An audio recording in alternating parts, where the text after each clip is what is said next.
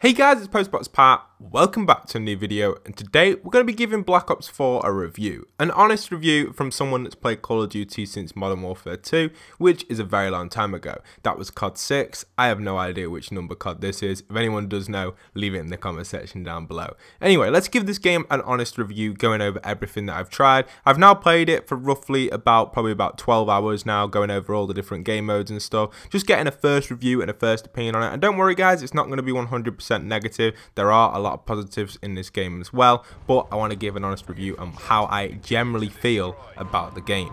So first off, let's start off with Blackout, because that's what probably a lot of people are interested in the most. Blackout generally is an awesome game mode. Blackout itself works really well if you play with a squad and duos. Personally, I feel like solos does lack a little bit. The pace on it's a bit slow, and you don't always enjoy going for wins on that as much as you would on duos and squads. I personally played it on squads a few times with a few of my friends and some subscribers, and it's worked out pretty well. I've had pretty enjoyable games. But the majority of the time playing on your own, you end up just sitting in a building, or if you rush in, you get 2 kills and die, and that's not really what everyone wants from a battle royale. Now, do consider the gameplay playing in the background of this video is not going to 100% correspond to the actual topic I'm talking about, just because obviously I'm doing this sat on the main menu, so I understand exactly where to go. So with Blackout and stuff, it is a really good game mode, and generally if you are buying the game for Blackout, I wouldn't recommend it because it's an expensive game. If we go with the American price of $60, in the UK it's about £50, maybe a little bit cheaper in some places, and the game generally would not be worth that just for the actual Battle Royale side of it. And the Battle Royale is fun, but I would not recommend paying that just for that. It is basically an upgraded version of PUBG. If there are any PUBG fans watching this, I'm sorry for saying that. It basically is an upgraded version of PUBG. Apart from PUBG has more, I think it has realistic guns rather than futuristic. But from what I know and from what I've seen on the internet and basically watching it and playing them, I just feel like Blackout is a really smooth version of PUBG, especially for console side of stuff. And it does work out really well generally for that. But solos and duos, yes.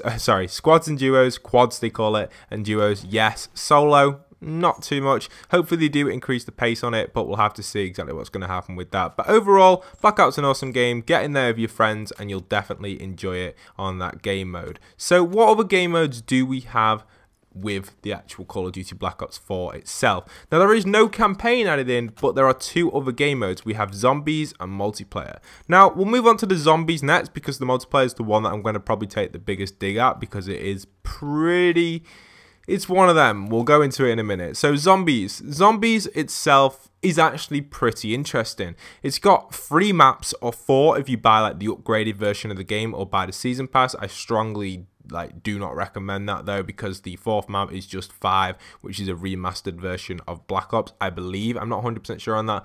It's a zombie map from the original Black Ops, and I don't know if it's worth playing or not. You can probably get that at a future date if you really do enjoy the free maps by buying the season pass. But anyway, the options we have within this, as you can see on screen right now, we have Voyage of Despair, Aether, and IX, and Beginners, and Rush. So I've played the main 3, and I've played Beginners as well. I haven't played Rush yet, but from what I know from these zombie maps, they're pretty enjoyable. This one here is actually the map from Black Ops 2. I think it was called, is it Mob of the Dead? And they've renamed it to Blood of the Dead, and it's just basically an upgraded version of the map with extensions to it, and it's very enjoyable. I enjoyed playing it a lot. The downside to zombies generally is it doesn't have Juggernog, and sometimes people just don't ready up because they're not too sure how to, or maybe they're too busy creating classes. I don't know, but I've been sat in a few public lobbies for about 20 minutes waiting for people to ready up. But generally, most of the time you can get in a game, especially if you're playing with your friends. Then we've got Voyage of Despair. This one is a pretty awesome map. It's actually based on the Titanic,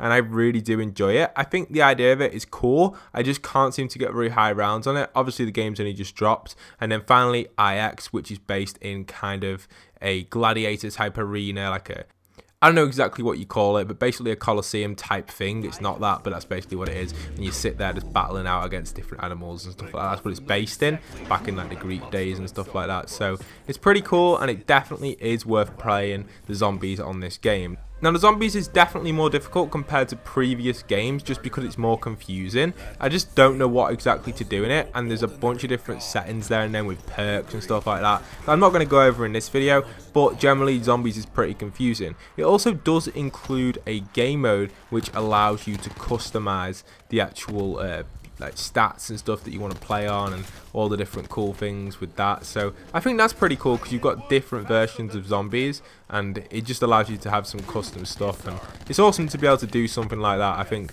definitely people will enjoy doing that more than doing like the normal version of zombies, because you've got 4 different game modes and I'm pretty sure you can customize it as well in your settings. I'm pretty sure you can customize custom matches, that's it, whether you're tweaking whatever you want really. So it's pretty awesome, and you can customize anything, so you can edit the rules and all that. You can add bots as well, so you can actually play with bots on your team on zombies. And you've got all sorts of stuff. We've got weapons, enemies. It's really cool, the customization, to be fair. And if you're into that sort of stuff, you'll definitely enjoy that. So generally, the zombies itself gets a good rating from me. It probably is the strongest part of this game. Generally, if you've got a lot of time, you have been a zombies fan, or maybe you've never played zombies before, it still is quite enjoyable. Now, if you've never played zombies 100% before and you never even heard of it, it's kind of a bit confusing because it hasn't got the classic stuff in, and there's a lot of like, there's an in-game currency as well, which is kind of annoying, but I don't know. You don't actually buy the currency, I don't think. I've not figured out how to do that yet. If I go on the store, maybe I can do that. But I don't know exactly how you buy the currency, as in like the little bottles that you use in the laboratory, is it? And you can buy that, and it's pretty cool to buy them, but generally, I don't know if I'll be buying it. It's just one of them. It's like, if you can buy in-game stuff, I probably won't buy it because it's just not worth it. But let's move on to the multiplayer. Now, the multiplayer is interesting. It's probably the worst part of this game. And why do I say that? It's because, again, they've introduced the same classic maps that we see all of the time. Firing Range, and then we see Summit. We see all these maps being introduced in previous versions of Call of Duty. And obviously the classics are coming from Black Ops 1, now we're on Black Ops 4. And it's just really frustrating to be able to actually go into a game, and every single game that I've been in has been either Summit or Firing Range. It's very annoying, and I don't know why that is the case. Every single game that I've been in is always being them, and it's just really annoying me. I'm not too sure why that is the case. But yeah, basically everything has been them maps, which has just been really frustrating. I've only played a few games. I've probably played about 5 or 6 multiplayer games, but they've all been Summit and Firing Range, and it's just really frustrating for that to be the case. But I guess that does happen, and they are the classic maps and they're people's favourites, but it's what makes the multiplayer a little bit bad. It's not allowing me and other people out there who want to explore the new maps to actually be able to explore them in an online competitive situation. I don't want to have to go in a private match and run around the maps on my own. I want to just play and see what the maps are like, and it's just not allowing me to do that because the majority of the time people are voting them classic Black Ops maps, and some people love the classic Black Ops maps and some people don't. Personally, it's not something I enjoy. I think it's very frustrating, but I guess people do enjoy it there and then. So the classic ones that we're seeing being added in from Black Ops 1 is Firing Range. We've also got, I believe, Jungle. Then we've got, I think is it Slums it's called on this? I don't think it's called Slums in Black Ops 1. It's called something else, but I can't remember the exact name for it. And then Summit. So I don't know, it's just one of them when you kind of play multiplayer and get on the same maps. But generally the weapons and the class system as well on multiplayer is kind of frustrating. It's just not how you'd expect it to be. Now, when it comes to the multiplayer, there are a few positive things to consider, not just only waiting in queues on the old maps. Now, that is something that could easily be fixed, but generally there are some brand new game modes to the COD edition with the idea of healing and your specialist abilities and stuff like that. The way it's done is completely different to other previous Call of Duty games, but it does feel a little bit like Rainbow Six. There's a brand new game mode called Control, and you have lives in it, and it's pretty interesting. The downside to it, the majority of your team will probably just run in and drain your lives, so I guess that's just the case with this. But if you get a team of friends, you'll probably be pretty good at it, so it's an awesome game mode for that. Now, there's just something quickly I want to address with the history of Call of Duty multiplayers. Can someone please tell me what happened to 8v8 Ground War, or I think it was 18 players infected, or maybe even 24? What on earth happened to that?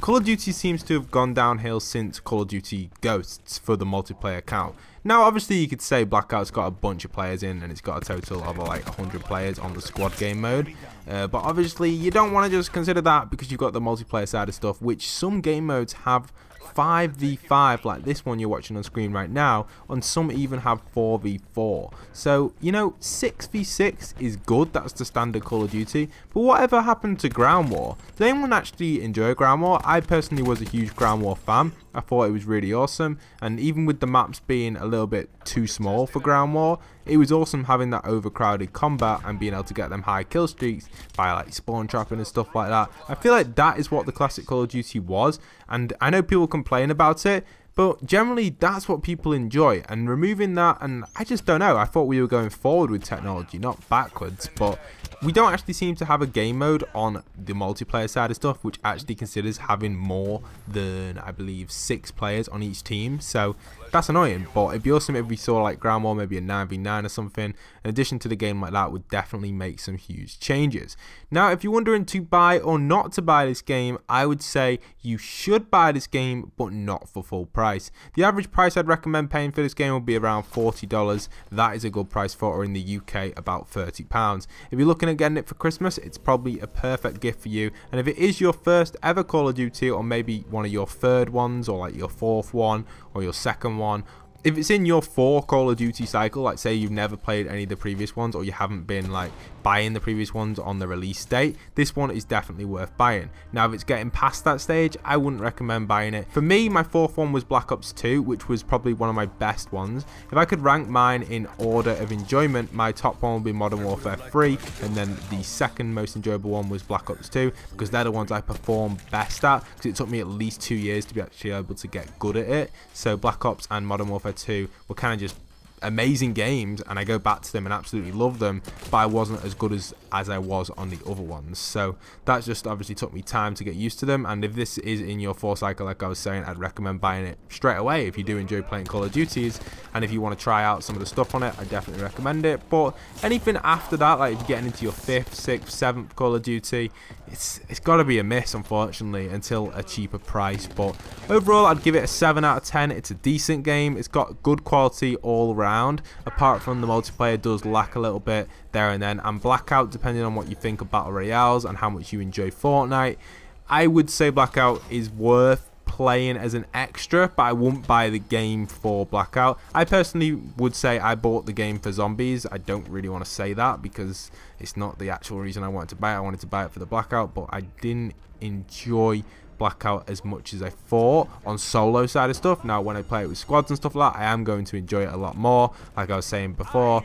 But for the zombies is what I'm going to class the game as like buying it for, because I used to be a big zombies fan. I remember when I first got my, I think it was like round 40 odd back in the day on like Der Eyes or something like that, on Black Ops 1 on the DLC, which you got with the Hardened Edition, or the last DLC.